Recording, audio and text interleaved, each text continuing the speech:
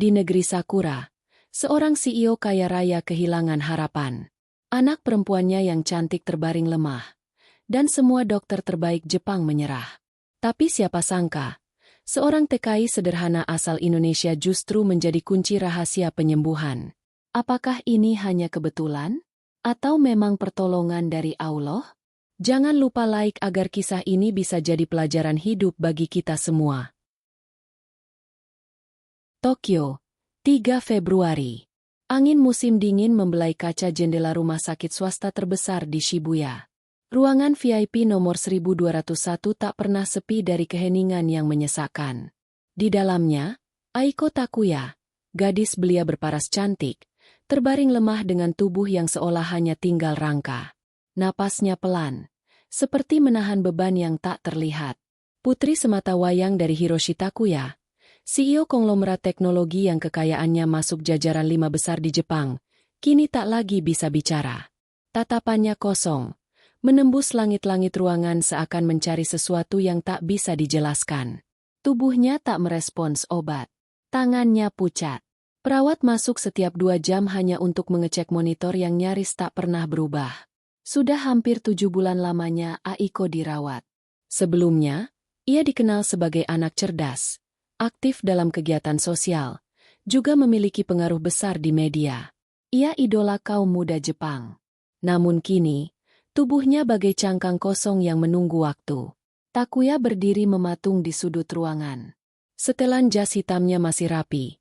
Jam tangan Swiss di pergelangan kiri berkilau mahal, tapi wajahnya seperti orang yang kehilangan arah. Kantung mata menghias kedua matanya. Rambutnya mulai beruban dalam waktu cepat. Baginya, uang bukan masalah. Ia rela membayar apapun demi menyelamatkan putrinya. Sudah lebih dari 19 dokter spesialis didatangkan, termasuk dari Jerman, Amerika, bahkan Korea Selatan. Semua menyerah. Ini bukan penyakit biasa, kata salah satu dokter dari Universitas Tokyo. Tidak ada kerusakan organ. Jantungnya sehat, paru-parunya normal, tapi tubuhnya terus melemah. Sebagai ayah, Takuya tak terima. Ia bentak semua dokter. Ia keluarkan kepala rumah sakit dari jabatannya. Bahkan ia mengancam akan menutup rumah sakit itu jika anaknya tak juga sembuh. Namun kenyataan tetap menghantamnya lebih keras dari logika. Tak satu pun dari mereka mampu mengembalikan senyum Aiko. Istrinya, Yumi, sudah tak kuat.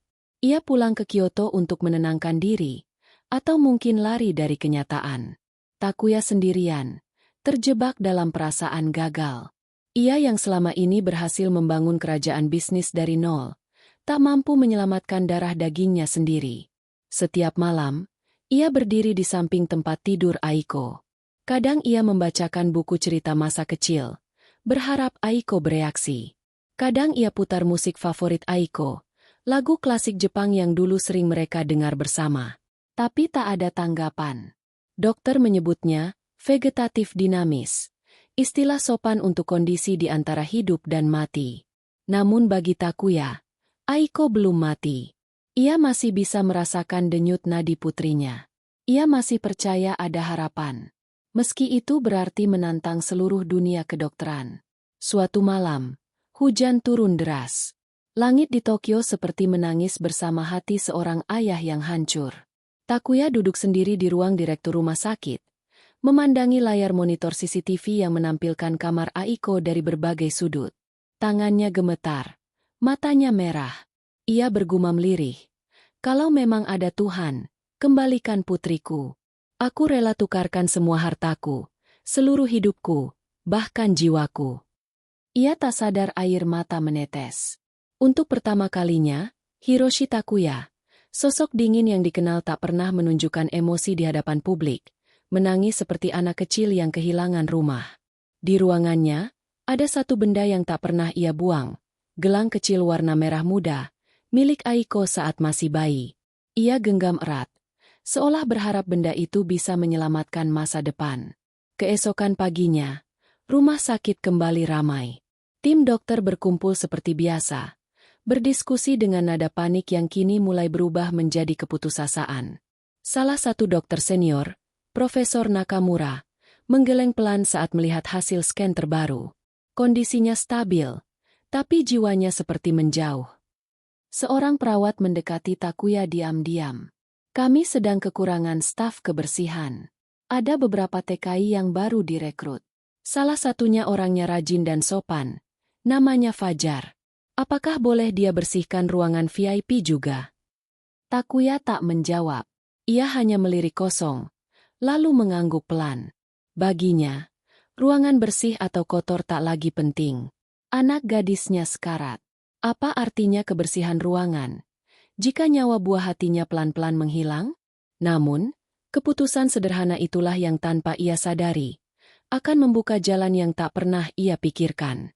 Jalan yang tak dilalui oleh logika, tak dibentuk oleh kekuatan dunia, tapi digerakkan oleh sesuatu yang lebih tinggi, tak kasat mata namun nyata. Sesuatu yang selama ini tak pernah ada dalam hidupnya.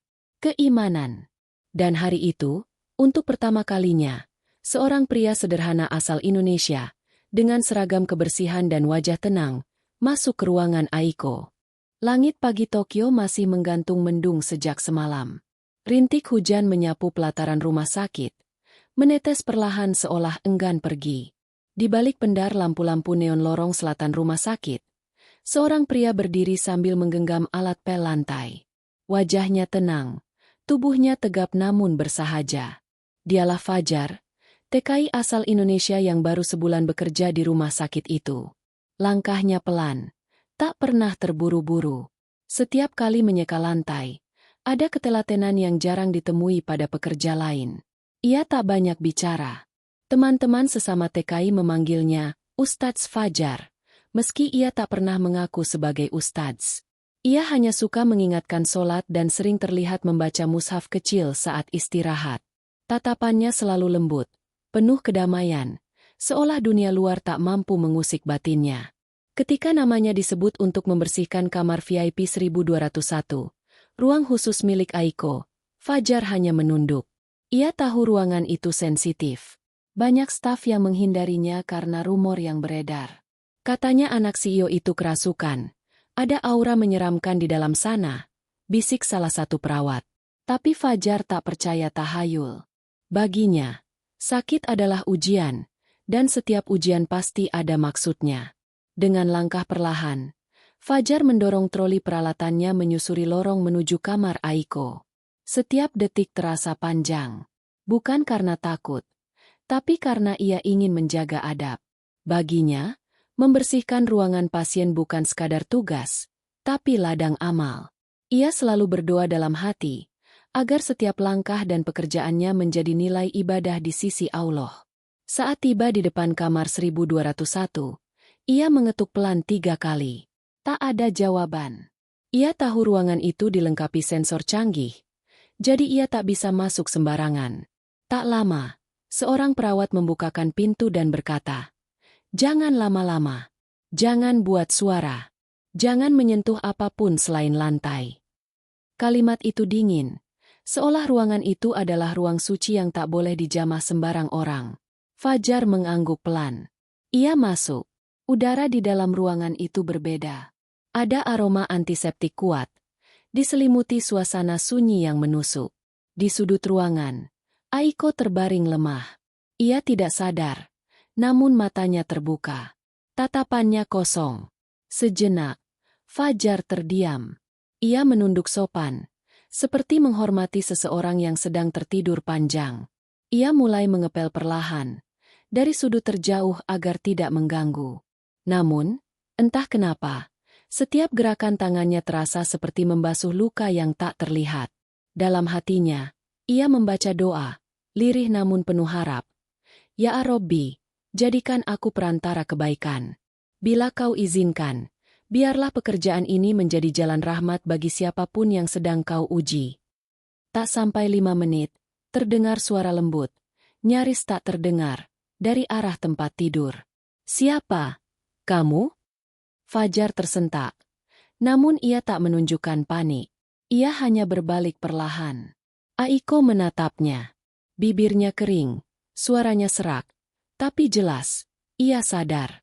Untuk pertama kalinya dalam berbulan-bulan, ia bertanya. Fajar mendekat 2 langkah, cukup untuk memastikan Aiko mendengarnya, namun tak melampaui batas. Saya Fajar, Mbak. Saya hanya bersih-bersih. Aiko mengerjapkan mata. Ada keheranan, juga sedikit ketertarikan dalam sorot matanya. Kamu, beda, katanya lemah. Fajar menunduk, tersenyum. Maaf kalau saya ganggu. Enggak, tapi kenapa kamu? Tenang banget. Pertanyaan itu seperti panah kecil yang menembus dada Fajar. Ia tak menyangka akan bicara langsung dengan putri CEO. Tapi ia tahu, itu bukan waktunya untuk berkata banyak. Ia hanya menjawab pelan. Karena saya percaya, semua yang terjadi bukan tanpa sebab. Dan setiap luka, pasti ada obatnya. Kadang obat itu bukan dari obat, tapi dari hati yang berserah kepada Allah. Aiko diam. Sejenak, matanya basah.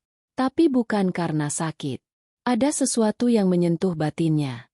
Sesuatu yang belum pernah ia dengar dari para dokter, perawat, atau bahkan dari ayahnya sendiri. Fajar melanjutkan pekerjaannya tanpa bicara lagi. Ia tak ingin melampaui batas. Tapi dalam hati kecilnya, ada rasa iba. Bukan karena Aiko anak orang kaya. Tapi karena ia tahu, tak ada satu manusia pun di dunia ini yang pantas merasakan kesepian sepanjang itu. Beberapa menit kemudian, Fajar menyelesaikan tugasnya. Ia berdiri, membungkuk hormat seperti budaya Jepang yang ia pelajari dari awal bekerja. Sebelum pergi, ia sempat berkata lirih, "Semoga cepat sembuh ya, Mbak Aiko." Dan ia melangkah keluar, meninggalkan ruangan tanpa tahu bahwa langkahnya baru saja meninggalkan bekas yang dalam di hati seseorang yang selama ini mati rasa. Di balik jendela kaca, Aiko memejamkan mata untuk pertama kalinya tanpa paksaan obat penenang. Bibirnya bergerak perlahan. Tidak jelas kata-katanya. Tapi satu kalimat lirih terekam di mikrofon medis. "Terima kasih, Fajar." Sementara di lorong rumah sakit, Fajar kembali mendorong troli menuju ruang laundry. Seseorang menyapanya. "Kenapa lama banget?" "Gak apa-apa." Ia hanya tersenyum. "Gak apa-apa. Ruangannya dingin banget, jadi harus pelan-pelan." Jawabnya ringan, menyembunyikan percakapan yang tak seorang pun menyangka akan menjadi awal perubahan besar. Hari itu langit lebih cerah dari biasanya. Salju sisa semalam mulai mencair di atap-atap rumah sakit. Namun bukan hanya cuaca yang berubah. Ada sesuatu di kamar 1201 yang tak bisa dijelaskan oleh logika medis. Aiko, gadis yang selama 7 bulan lebih hanya diam dan menatap kosong, pagi itu meminta sesuatu yang tak pernah ia minta sebelumnya. "Bisa, buka gorden," ucapnya lemah namun jelas. Perawat yang baru masuk hampir menjatuhkan nampan obat. Ia tak percaya. Aiko berbicara. Dan bukan sekadar menggerakkan bibir. Ia berbicara dengan permintaan spesifik, dengan arah pandang penuh kesadaran. Itu tak pernah terjadi sejak hari pertama Aiko terbaring. Tanpa menunggu perintah, perawat itu segera melapor ke dokter jaga. Beberapa menit kemudian, 5 orang berseragam putih berdiri di samping tempat tidur Aiko, memeriksa pupil, reaksi tangan, detak jantung, tekanan darah. Semua menunjukkan satu hal. Kondisi Aiko membaik, meski tak ada obat baru yang diberikan sejak 3 hari terakhir. Takuya datang tergesa dari ruang rapat begitu mendapat kabar. Ia langsung memeluk putrinya, memeluk harapan yang sempat mati. Namun Aiko hanya berkata satu kalimat lirih. "Ayah, kemarin ada orang datang, dia bilang semua luka pasti ada obatnya." Takuya tertegun. "Orang? Dokter?" Aiko menggeleng pelan. "Bukan. Dia bersih-bersih lantai." Mata Takuya menyipit. Perasaan tak nyaman muncul. Bagaimana bisa seorang cleaning service berbicara langsung pada putrinya? Siapa yang mengizinkan? Tapi sebelum emosinya meledak, ia melihat mata Aiko. Ada kedamaian di sana. Sesuatu yang sudah lama hilang. Sementara itu, di lantai bawah, Fajar kembali pada rutinitasnya. Ia tak tahu bahwa kata-katanya sehari sebelumnya telah membuka celah di hati seorang gadis yang hancur. Ia hanya duduk di ruang istirahat kecil bersama 2 rekannya sesama TKI. Makan bekal sederhana, nasi dan telur dadar dingin. Tapi saat ia mengangkat sendok, seorang suster datang tergesa. "Kamu yang namanya Fajar?" Fajar berdiri pelan, membersihkan tangannya. "Iya, saya." "Kamu dipanggil ke kamar 1201. Sekarang." Fajar tak bertanya. Ia tahu panggilan itu bukan urusan kebersihan biasa. Mungkin ia salah. Mungkin ia telah melampaui batas. Tapi ia tak menyesal. Ia hanya berdoa dalam hati agar diberi kekuatan menghadapi apapun. Saat ia tiba, Takuya sudah berdiri menunggunya di pintu. Sorot matanya tajam, penuh tekanan. "Kamu yang kemarin bicara dengan anakku?" Fajar menunduk. "Iya, saya hanya menjawab saat beliau bertanya." "Pak." Takuya mendekat. "Apa yang kamu katakan?" "Saya bilang, semua luka pasti ada obatnya. Kadang bukan dari dokter. Kadang dari hati yang berserah kepada Allah." Ruangan hening. Suster di samping menahan napas. Dokter-dokter saling pandang. Tak ada yang berani bicara. Tapi Aiko tiba-tiba menyela. "Ayah, dia nggak salah. Dia bikin aku tenang. Aku pengen bicara lagi sama dia." Takuya menoleh. Tatapannya tak percaya. Ia ingin marah. Tapi lidahnya keluh. Ia tahu betul. Aiko tak pernah meminta apapun selama berbulan-bulan. Sekarang, permintaan itu datang. Dan itu bukan untuk dirinya. Bukan pula untuk dokter. Tapi untuk seorang petugas kebersihan. Fajar merasa salah tempat. Ia tak terbiasa berdiri di hadapan orang-orang penting. Apalagi CEO sekelas Takuya. Tapi ia juga tahu, saat hati seseorang sedang rapuh, satu kata baik bisa menjadi penyambung harapan. Akhirnya, Takuya mengangguk dingin. "Baik. Tapi jangan bicara hal yang aneh-aneh. Jangan ajarkan agama. Jangan bawa kepercayaan." Fajar hanya tersenyum. "Saya hanya bicara dari hati, Pak. Bukan ngajari." Setelah itu, untuk pertama kalinya, Fajar berdiri di sisi tempat tidur Aiko tanpa mengepel. Tak ada alat kebersihan. Tak ada troli. Hanya seorang pria sederhana dan seorang gadis yang ingin bicara. Aiko menatap Fajar. "Kamu muslim ya?" Fajar mengangguk pelan. "Iya." "Kenapa kamu bisa tenang?" Fajar menatap langit-langit sejenak. Ia menarik napas, lalu berkata dengan lembut. "Karena saya percaya hidup ini bukan milik kita. Kita hanya numpang lewat. Luka, sakit, bahkan kehilangan. Semuanya datang bukan untuk menyiksa, tapi untuk membuat kita kembali. Kadang Allah kasih ujian bukan karena benci, tapi karena sayang." Mata Aiko berkaca-kaca. Ia tak tahu kenapa kata-kata itu menyentuhnya. Padahal, ia sudah sering dengar kata-kata motivasi dari psikolog, dari guru, dari ayahnya sendiri. Tapi ucapan Fajar terasa benar. "Engkau tidak dibuat-buat." "Dulu, aku pengen mati," lirih Aiko. Fajar diam. Ia tak buru-buru menjawab. Ia hanya berkata, "Saya juga pernah merasa hidup ini terlalu berat. Tapi saya sadar, kalau kita menyerah sebelum waktunya, kita kehilangan kesempatan lihat bagaimana Allah mengubah cerita." Aiko menunduk. Air matanya jatuh, tanpa suara. Dan di saat itu, entah dari mana datangnya, ada sedikit cahaya di sudut hatinya. Bukan cahaya terang. Hanya seberkas.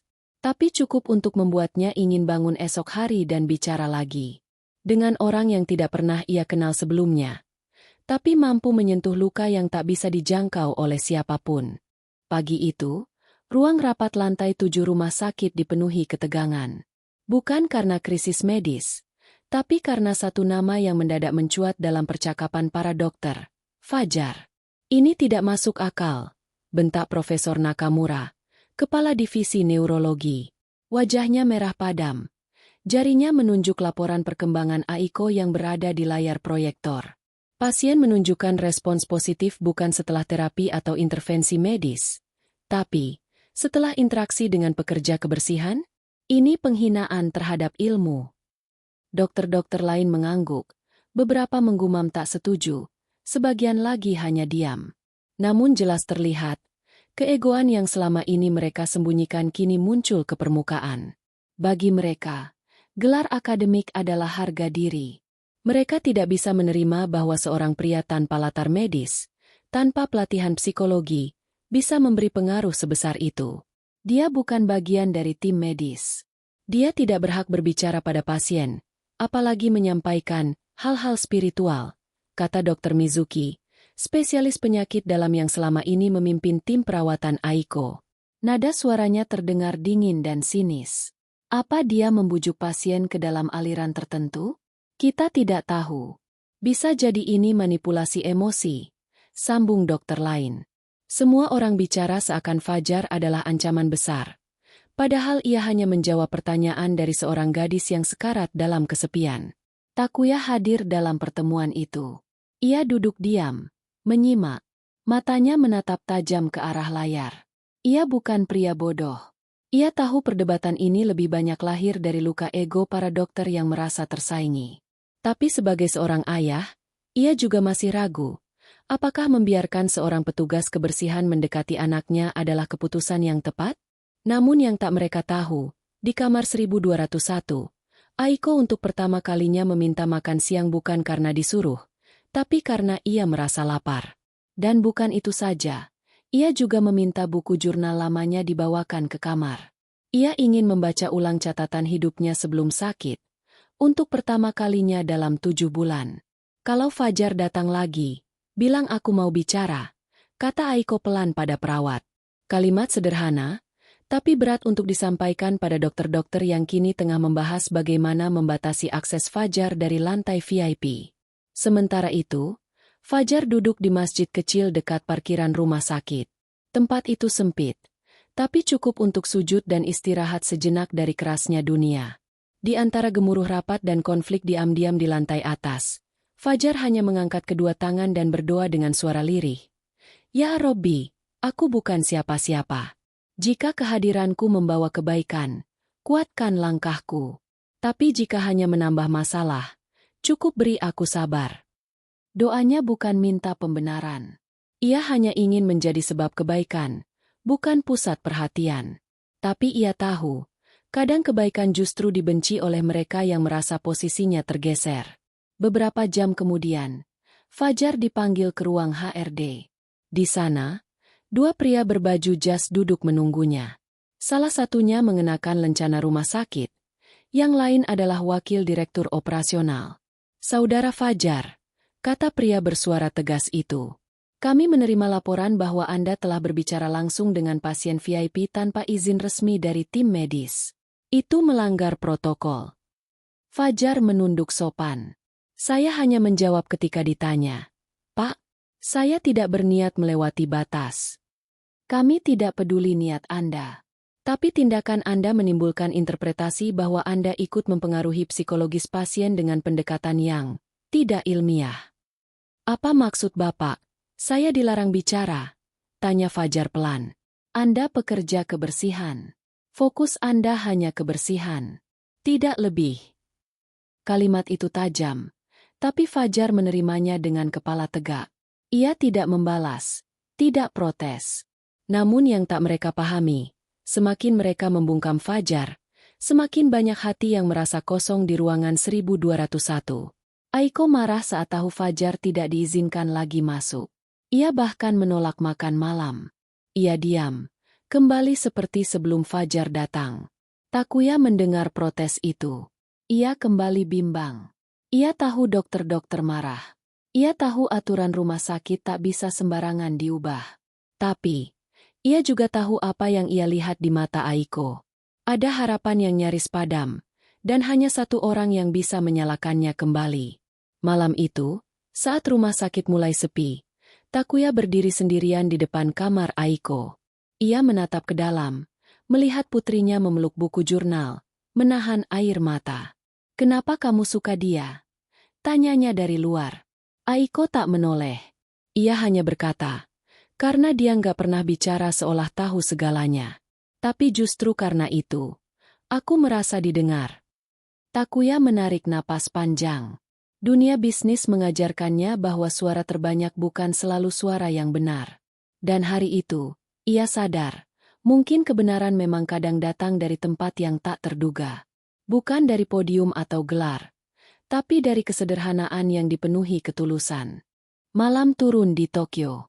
Langit tampak bersih, seolah semesta ikut menenangkan gejolak yang sedang bergumul dalam batin banyak orang.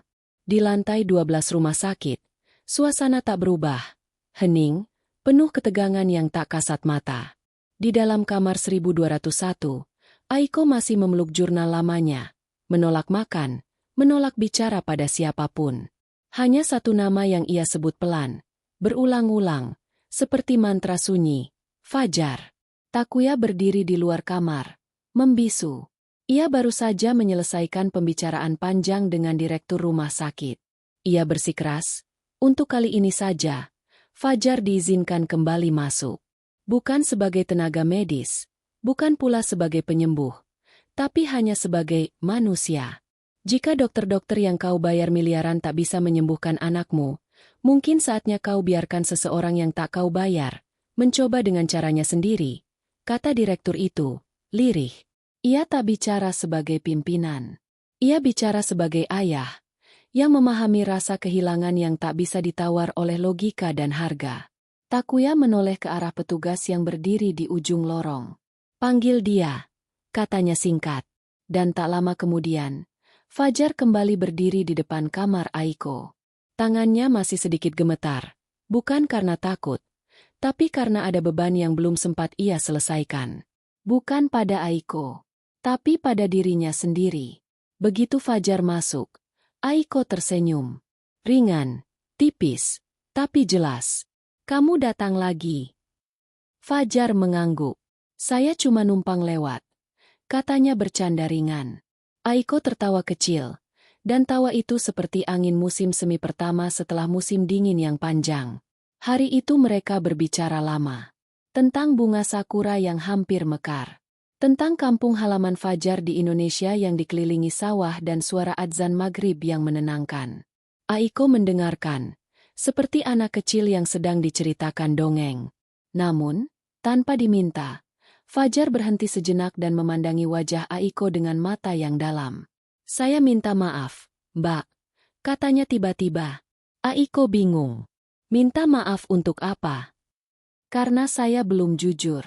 Saya belum cerita siapa saya sebenarnya. Aiko menatap Fajar. Ada keheningan beberapa detik. Lalu Fajar duduk di kursi samping ranjang, menarik napas panjang. Saya bukan cuma tukang bersih-bersih biasa. Sebelum ke Jepang, saya hampir jadi perawat. Bahkan sempat diterima kerja di rumah sakit daerah di Indonesia. Aiko terkejut. Kenapa nggak lanjut? Fajar menunduk. Matanya berkaca. Ibu saya sakit keras. Saya putuskan tinggal di rumah, merawat beliau sampai akhir hayatnya. Tawaran kerja saya lepas. Sertifikat saya kadaluarsa. Hidup saya berubah arah. Ia terdiam, menahan getar di dada. Setelah ibu meninggal, saya nggak punya siapa-siapa. Satu-satunya warisan dari beliau cuma doa. Dan pesan terakhir beliau, kalau kamu bisa bantu orang sakit lain, jangan pernah ragu. Karena itulah jalanmu. Mungkin bukan lewat gelar, tapi lewat hati. Aiko menahan napas. Ia tak menyangka. Selama ini ia kira Fajar hanya petugas kebersihan sederhana. Tapi kini, di hadapannya duduk seseorang yang rela mengorbankan impian demi ibunya. Seseorang yang memilih jalan sunyi untuk tetap berguna, meski tanpa pengakuan. Tapi kenapa kamu nggak bilang dari awal? Bisik Aiko. Fajar tersenyum. Karena saya nggak mau dipandang karena masa lalu saya. Saya cuma ingin bantu dengan cara saya. Dan kalaupun itu tidak cukup, saya masih bisa ngepel lantai sambil berdoa diam-diam. Air mata Aiko menetes. Ia merasa malu pada dirinya sendiri. Ia yang dulu hidup dikelilingi popularitas, harta, dan segala yang bersinar, kini justru merasa kecil di hadapan pria yang datang dengan tangan kosong, tapi hati penuh cahaya. Kalau ibumu lihat kamu sekarang, dia pasti bangga, ucap Aiko, pelan namun pasti. Fajar menggeleng. Saya nggak tahu, tapi saya harap Allah ridha. Kata itu, Allah, Terdengar begitu dalam di telinga Aiko. Bukan karena ia tahu artinya, tapi karena cara Fajar mengucapkannya membuatnya merasa tenang. Seolah nama itu adalah tempat seseorang menaruh seluruh kelelahan tanpa takut ditolak. Dalam diam, Aiko menatap langit-langit. Matanya terpejam, tapi bibirnya bergerak pelan. Mungkin, aku juga harus mulai belajar percaya pada sesuatu yang lebih besar dari diriku. Fajar tak menjawab. Ia tahu, ini bukan saat untuk berdakwah. Ini saat untuk mendengar. Dan ia bersyukur bisa berada di sana. Bukan sebagai penyelamat, tapi sebagai saksi bahwa hati yang patah bisa sembuh. Bukan karena obat, tapi karena kasih dan ketulusan. Subuh turun perlahan di atas kota Tokyo. Jalanan masih sepi, toko-toko belum buka. Hanya lampu-lampu jalan yang menyala temaram menemani pagi yang beku. Namun di lantai 12 rumah sakit itu, dalam kamar bernomor 1201, sebuah peristiwa kecil yang tak tercatat dalam catatan medis telah terjadi. Sebuah perubahan yang tak bisa dijelaskan oleh siapapun. Aiko tertidur dengan damai. Tanpa bantuan obat. Tanpa alat bantu pernapasan tambahan. Tanpa tangisan. Untuk pertama kalinya dalam 7 bulan lebih, Aiko memejamkan mata bukan karena tubuhnya lelah, tapi karena hatinya tenang. Dan saat perawat pagi membuka pintu kamar, mereka menemukan Aiko dalam posisi miring ke kiri, napasnya stabil, dan, yang paling mengejutkan, senyuman tipis menghiasi wajahnya. Monitor detak jantung menunjukkan irama sempurna. Tekanan darahnya, yang biasanya tidak stabil, kini berada di angka normal. Para perawat saling pandang dengan wajah heran. Salah satunya berbisik, "Kapan terakhir kali dia bisa tidur begini?" Yang lain menjawab lirih, "Belum pernah. Sejak masuk, dia hanya terlelap karena sedasi." Saat itu juga, laporan dikirim ke tim dokter. Dalam waktu singkat, Profesor Nakamura dan beberapa spesialis lain datang memeriksa langsung. Mereka melihat hasil monitor, scan otak, dan semua data vital terbaru. Wajah mereka campur aduk, kagum, bingung, dan, di balik itu semua, terselip rasa kalah. Tidak ada perubahan dosis obat. Tidak ada intervensi baru. Tapi kenapa hasilnya seperti ini? Tanya salah satu dokter. Tak ada jawaban. Semua diam.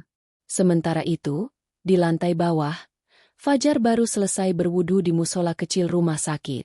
Ia mengenakan jaket usang, duduk bersila di sudut ruangan, melipat kedua tangan di dada. Dalam keheningan subuh, ia menengadah dan berbisik, "Ya Robbi, bukan karena aku, bukan karena siapa-siapa. Jika ini benar jalan MU, maka lindungi dia. Jangan biarkan harapan yang kau tumbuhkan, kau cabut sebelum waktunya." Tangannya gemetar saat mengusap wajah, tapi jiwanya tenang.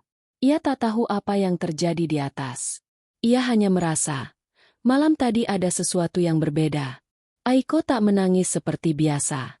Ia tak gelisah. Justru ia bertanya tentang kampung halaman. Tentang suara adzan. Tentang bagaimana seseorang bisa percaya pada sesuatu yang tak terlihat tapi tetap merasa dijaga.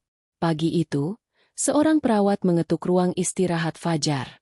"Mas Fajar, kamu diminta ke atas. Ke kamar 1201. Fajar tak banyak tanya. Ia berdiri, menyambar jaket, dan mengikuti perawat ke lantai VIP. Begitu pintu kamar terbuka, Aiko sudah terbangun. Tapi wajahnya lebih segar. Kulitnya yang biasanya pucat, kini tampak lebih hangat. Bahkan rambutnya, yang selama ini kusut dan dibiarkan begitu saja, sudah ia rapikan sendiri. Begitu melihat Fajar masuk, Aiko tersenyum. "Kamu datang lagi." Fajar membalas senyum itu. Tapi ada sesuatu yang berbeda hari ini, bukan hanya di wajah Aiko, tapi juga di matanya. Matanya yang dulu kosong, kini berisi. Bukan hanya karena kedatangan Fajar, tapi karena sesuatu yang tumbuh diam-diam, harapan. "Aku mimpi tadi malam," kata Aiko pelan. "Aku lihat ibu aku waktu kecil. Dia duduk di taman, nyanyi lagu lama sambil panggil namaku. Tapi yang bikin aku terbangun, dia bilang, 'Jangan takut sembuh.'" Kata-kata itu kayak pelukan. Fajar mendengar dengan takzim. Ia tak ingin menafsirkan mimpi itu. Tapi ia tahu, mimpi bukan sekadar bunga tidur bagi hati yang sedang rapuh. Kadang, mimpi adalah bisikan lembut dari langit kepada jiwa yang hampir hancur. Aku juga nggak takut lagi, lanjut Aiko. Aku masih sakit, masih lemah, tapi aku ngerasa aku nggak sendirian. Fajar hanya tersenyum. Mungkin karena hatimu mulai percaya bahwa luka ini bukan hukuman, tapi undangan untuk kembali. Aiko mengangguk pelan. Tak ada air mata kali ini. Hanya mata yang berkaca karena lega. Untuk pertama kalinya, ia ingin sembuh bukan demi ayahnya. Bukan karena dokter, bukan karena media. Tapi karena ia ingin hidup. Karena ia tahu, ada sesuatu yang menunggunya di ujung luka ini. Hari itu, Aiko minta duduk. Dengan bantuan, ia berpindah dari ranjang ke kursi roda. Lalu ia minta jendela dibuka. Sinar matahari pagi masuk perlahan, menyapu kulitnya.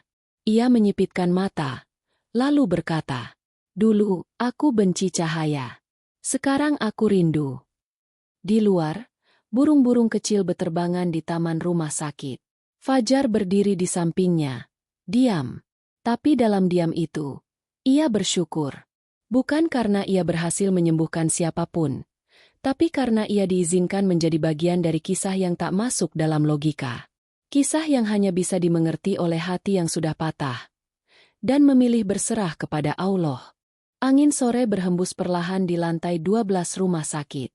Matahari menggantung rendah, melemparkan cahaya keemasan yang masuk lewat jendela kamar Aiko. Di kursi rodanya, Aiko menatap langit senja dengan tenang. Tubuhnya belum sepenuhnya pulih, tapi sesuatu dalam dirinya telah berubah. Ada cahaya di mata yang dulu kosong. Ada senyum di bibir yang dulu tak mampu bergerak. Ia mulai hidup kembali. Namun, ketenangan itu tak berlangsung lama. 3 hari sejak Aiko menunjukkan tanda-tanda pulih, desas-desus mulai menyebar. Dokter-dokter yang merasa disingkirkan oleh kehadiran orang luar, mulai menyusun siasat. Mereka tidak senang reputasi dan kontrol medis mereka terganggu oleh seseorang tanpa gelar, tanpa lisensi, tanpa status, hanya seorang TKI pembersih lantai. Puncaknya terjadi ketika Profesor Nakamura, kepala divisi neurologi, memanggil Takuya ke ruangannya. Wajahnya dingin. Tak ada basa-basi. "Tuan Takuya, saya harus jujur. Jika Anda terus mengizinkan pria itu, si Fajar, berinteraksi dengan pasien tanpa persetujuan medis, maka saya dan tim akan angkat kaki dari kasus ini." Takuya memandang pria tua itu dengan tatapan datar. "Kau mau meninggalkan pasien hanya karena harga diri?" "Bukan harga diri. Ini soal profesionalisme. Dia bisa membahayakan." Bayangkan jika Aiko kambuh karena pengaruh sugesti religius yang tak bisa dipertanggungjawabkan. Fajar tidak pernah bicara soal keyakinannya kecuali saat ditanya. Dia tak pernah memaksa, tak pernah mendikte. Dan sejauh yang saya lihat, hanya dia yang mampu membuat anak saya tertawa. Profesor Nakamura berdiri, menahan amarah. "Kau benar-benar mempercayakan hidup anakmu pada seorang pembersih lantai?" Takuya diam sejenak, lalu menjawab, "Saya mempercayakan harapan anak saya pada siapapun yang mampu menghidupkan jiwanya kembali. Dan saat ini, yang berhasil melakukannya, bukan kalian." Ucapan itu menyebar. Dan seperti api kecil yang menjilat jerami, gosip menjalar ke seluruh staf.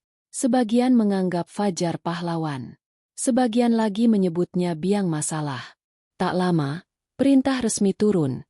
Fajar dilarang masuk ke lantai VIP. Ia dikembalikan ke tugas awal, membersihkan ruang gudang dan dapur belakang. Alasannya, menjaga netralitas medis dan menghindari potensi gangguan psikis terhadap pasien penting. Aiko mendengar kabar itu dari perawat. Reaksinya tak bisa ditahan. Ia membanting buku di pangkuannya, lalu berkata dengan nada tinggi untuk pertama kalinya, "Kalian bisa diamkan aku selama 7 bulan, tapi sekarang kalian larang satu-satunya orang yang membuatku ingin sembuh."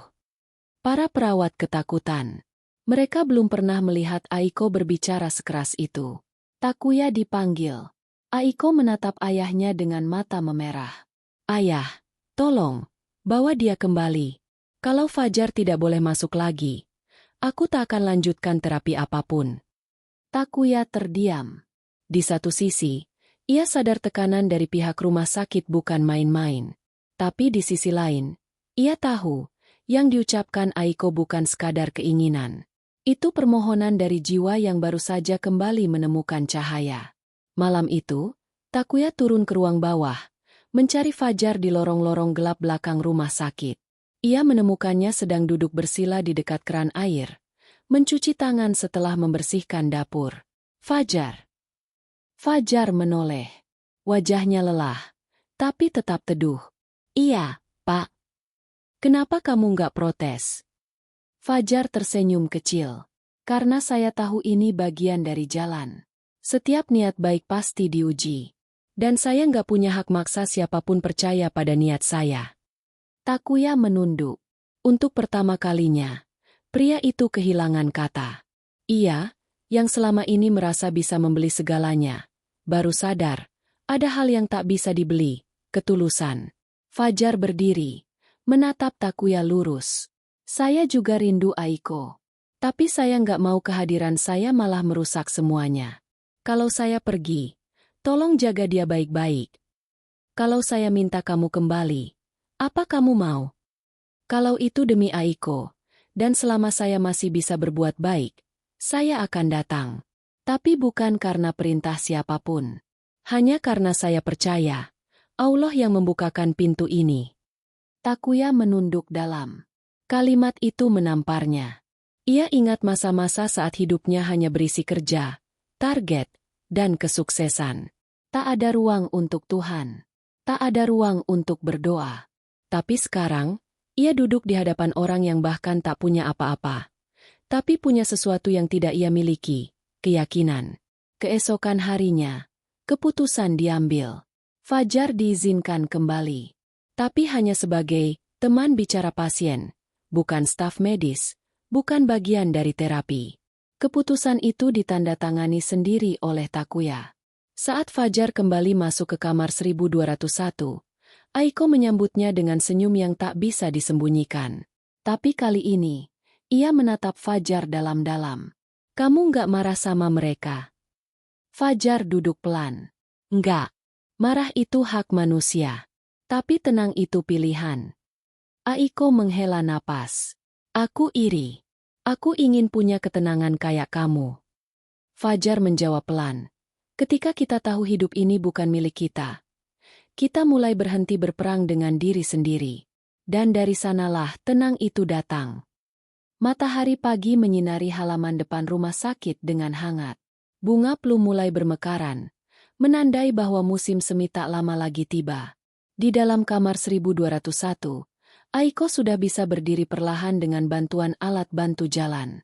Tubuhnya memang belum sepenuhnya pulih, tapi semangatnya tumbuh jauh melebihi kondisi fisik. Semua orang di lantai VIP menyadari perubahan Aiko yang drastis. Ia kembali membaca, mendengarkan musik, dan, yang paling membuat tim medis terkejut, ia mulai minta terapi intensif dilanjutkan. Tapi hanya dengan satu syarat, Fajar harus tetap di sisinya. Sebagian dokter menggerutu, sebagian lainnya mulai bertanya-tanya siapa sebenarnya pria bernama Fajar itu. Ia bukan psikolog, bukan ahli saraf, bukan pula bagian dari tim medis rumah sakit. Tapi kehadirannya berdampak jauh melebihi yang bisa dijelaskan dengan grafik dan rekam medis. Dan rasa penasaran itu akhirnya membawa mereka ke sebuah kebenaran yang lama tersembunyi. Siang itu, tanpa sepengetahuan Fajar, salah satu staf HR rumah sakit membuka berkas lamanya. Awalnya hanya untuk pembaruan data, tapi matanya menangkap sesuatu yang tak biasa. Di bagian bawah berkas lamaran tertulis, pernah diterima sebagai tenaga perawat RSUD Ngawi, Indonesia, 2015. Namun tidak ada surat keterangan kerja dari rumah sakit tersebut. Hanya dokumen pelatihan medis dasar dan sertifikat keperawatan yang masih tersimpan rapi. Staf itu bingung. Mengapa seseorang yang memiliki kompetensi medis mendaftarkan diri sebagai petugas kebersihan? Tak butuh waktu lama hingga kabar itu sampai ke telinga Takuya. Ia membaca dokumen itu langsung. Matanya tak berkedip. Ada fotokopi sertifikat, surat kelulusan akademik, dan bahkan surat undangan kerja dari sebuah rumah sakit di Jawa Timur. Semuanya tertulis atas nama Fajar Sulaiman. Takuya memanggil Fajar ke ruangannya. "Kenapa kamu tidak bilang dari awal bahwa kamu lulusan keperawatan?" tanyanya pelan, namun dalam. Fajar menunduk. "Saya tidak mau orang menganggap saya hebat, Pak. Lagi pula, semua itu masa lalu. Tapi kau memiliki ilmu yang bahkan bisa menyaingi beberapa staf medis di sini. Kenapa kamu memilih bersihkan lantai?" Fajar menarik napas panjang. "Waktu itu, saya dapat tawaran kerja sebagai perawat. Tapi di hari yang sama, ibu saya divonis gagal ginjal stadium akhir. Dia cuma bilang satu kalimat waktu saya pamit pergi kerja. 'Nanti kalau ibu sakit, siapa yang gantiin ayahmu nungguin?'" Fajar terdiam sejenak. Sinar matanya menembus masa lalu yang jauh. "Saya nggak tega, Pak. Saya batalkan semuanya. Saya rawat ibu sendiri. Sampai beliau wafat di pangkuan saya 3 tahun lalu. Setelah itu, hidup saya kosong. Saya cari pekerjaan apa saja. Sampai akhirnya saya dapat info kerja ke Jepang sebagai cleaning service.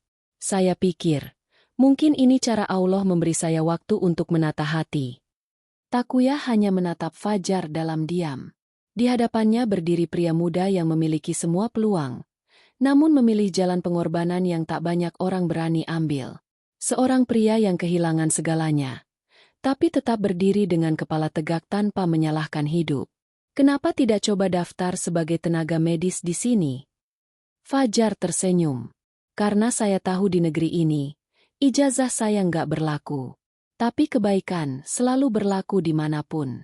Walau saya cuma tukang pel, saya tetap bisa jadi manfaat.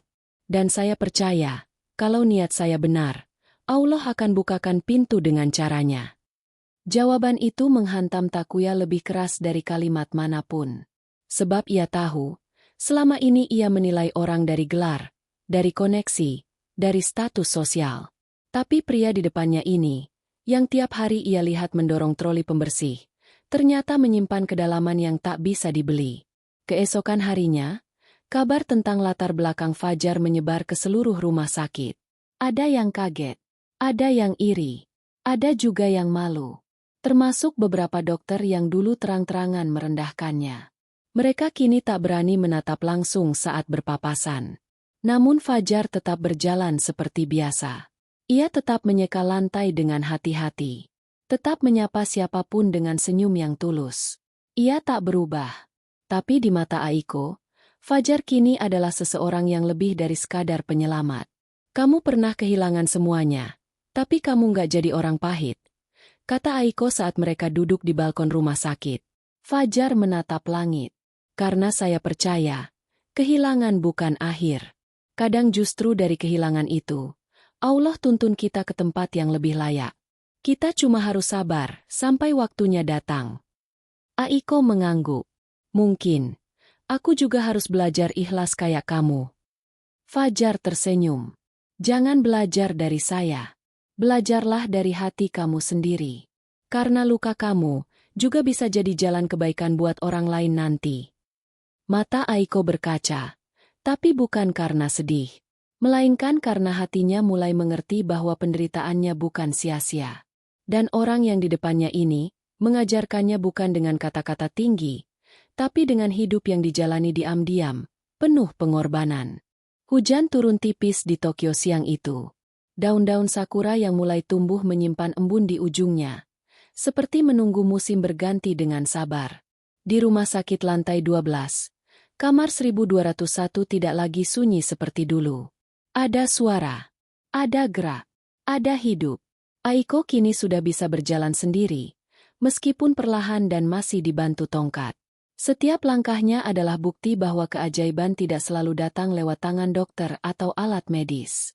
Kadang, ia datang dari arah yang paling tak disangka, dari hati yang bersih, dari jiwa yang penuh kasih, dari niat yang tak pernah ingin dikenal. Hari itu, sebuah momen terjadi. Momen yang tidak hanya membuat seluruh tim medis membisu, tapi juga membuat para direktur rumah sakit menurunkan egonya. Aiko minta dibawa ke ruang terapi fisik. Bukan karena disuruh. Bukan karena tekanan, tapi karena keinginannya sendiri. Semua orang terpaku. Perawat-perawat yang dulu hanya bisa mengganti selimutnya, kini mendorong kursi roda sambil tersenyum bahagia. Dokter yang dulu bicara dengan bahasa statistik, kini hanya bisa menatap monitor dengan perasaan campur aduk, kagum, takjub, dan malu. Sesampainya di ruang terapi, Aiko berdiri perlahan. Tangannya menggenggam tongkat. Tubuhnya sedikit goyah, tapi matanya penuh tekad. Ia menatap sekeliling, lalu berkata, "Kalau aku jatuh, bantu aku berdiri lagi. Tapi jangan larang aku melangkah." Semua orang terdiam. Kata-kata itu bukan hanya tentang terapi. Itu adalah simbol. Simbol bahwa ia telah melewati malam panjang dan kini memilih berjalan di bawah cahaya. Dan di sisi ruangan itu, berdiri Fajar. Ia tak berkata apa-apa. Tapi Aiko tahu ia ada di sana. Karena bahkan tanpa suara, kehadirannya membawa tenang. Ia tak perlu menjelaskan siapa dirinya. Hati yang pernah tersentuh akan selalu mengenali siapa yang pertama kali membangunkan harapan. Langkah demi langkah Aiko mulai terjadi. Pelan, ragu-ragu, tapi pasti. Langkah keempat, ia hampir terjatuh. Fajar bergerak cepat menopangnya. Tapi Aiko menahan tangan Fajar, lalu tersenyum. "Aku bisa." Dan ia terus melangkah. 1 langkah, 2 langkah, 5 langkah, 10. Sampai akhirnya, seluruh ruangan berdiri dan bertepuk tangan. Tangis pecah di wajah perawat yang selama ini hanya bisa mengganti infusnya. Dokter Mizuki yang pernah sinis pada Fajar, kini menghapus air mata dengan tisu lusuh di saku jasnya. Profesor Nakamura bahkan menunduk dalam-dalam, tak sanggup menatap mata siapapun. Hari itu, semua menyaksikan satu hal, keajaiban. Bukan keajaiban medis, bukan keajaiban teknologi, tapi keajaiban hati. Hati yang sabar, hati yang tak pernah menyerah, hati yang percaya bahwa Allah punya cara bekerja di luar batas akal manusia. Sore harinya, ruang konferensi rumah sakit dipenuhi para direktur, kepala divisi, dan Takuya sendiri. Mereka mengadakan pertemuan darurat. Bukan untuk membahas krisis, tapi untuk membahas satu pertanyaan besar. Apa yang sebenarnya menyembuhkan Aiko? Takuya berdiri. Ia tidak membawa presentasi. Tidak ada grafik. Tidak ada laporan. Hanya satu lembar foto kecil. Foto Aiko yang sedang tertawa sambil menggenggam tangan Fajar di balkon rumah sakit. "Anak saya sembuh bukan karena uang saya. Bukan juga karena fasilitas terbaik di negeri ini. Tapi karena seseorang yang hadir bukan untuk menyelamatkan, melainkan untuk menemani." Semua orang diam. Seseorang yang tak bicara dengan teori, tapi dengan hati. Yang datang bukan untuk menjadi pahlawan, tapi menjadi pelayan. Tapi justru dari situlah Allah datangkan pertolongan. Takuya menghela napas. Kita semua, termasuk saya, terlalu sibuk jadi ahli. Sampai lupa bahwa yang paling dibutuhkan seorang pasien adalah didengar, dirasakan, ditemani. Kepala direktur tertunduk. Tidak ada satupun yang menyela. Dan dalam hening itu, seorang dokter muda bertanya pelan. "Lalu, siapa dia sebenarnya?" Takuya tersenyum. Dia bukan siapa-siapa. Tapi dia telah menjadi seseorang yang tak bisa dilupakan. Malam harinya, di atap rumah sakit, Fajar duduk sendiri. Langit Tokyo bertabur bintang.